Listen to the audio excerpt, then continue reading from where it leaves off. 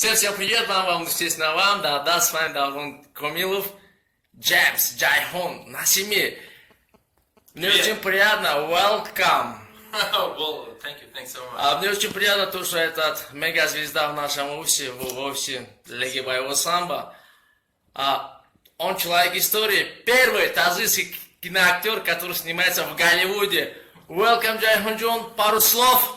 Я очень рад, что я наконец-то встретился с этим человеком, легендой во всех делах, во всех Легенда? Да, тоже легенда, потому что он тот, кто объявляет нам о всем хорошем, о всем позитивном. Я очень рад, что скоро пройдут турниры на высочайшем уровне.